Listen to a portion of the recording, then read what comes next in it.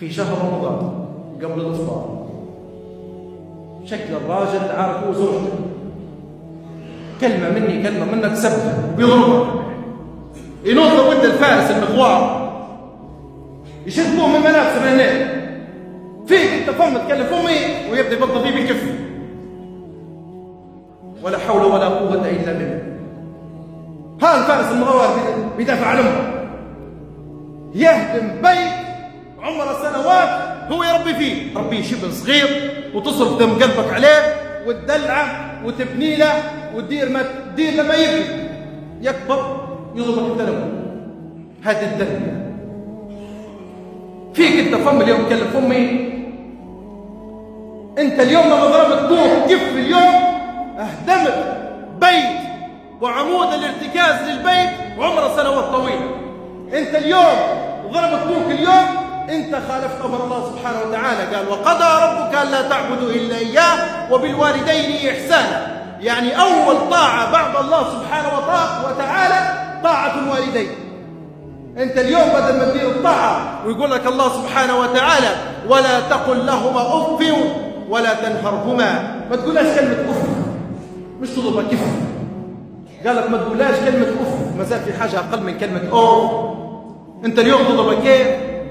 اليوم تولي على ابوك اليوم يا راجل، انت ما زال فيك ذره رجوله، انت ما زال فيك يعني انت كانك متربي اليوم تولي على ابوك اليوم تضربه. انت هيك باهي يا سيدي، وصار خلاف بيني وبين امك يعني تتصلح. انت بدل ما تطفي النار بالميه تزيد تصب البنزين عليها تولع. يوسف بعدين هو يمشي يشكي فيه،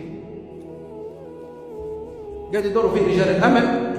المصيبه الاعظم من ذلك، المصيبه الاعظم من ذلك لما يجي الجيران ويجي الاقارب ويقول لك معلش ولدك معلش غلطت الدنيا ناس صيام ورمضان غلط.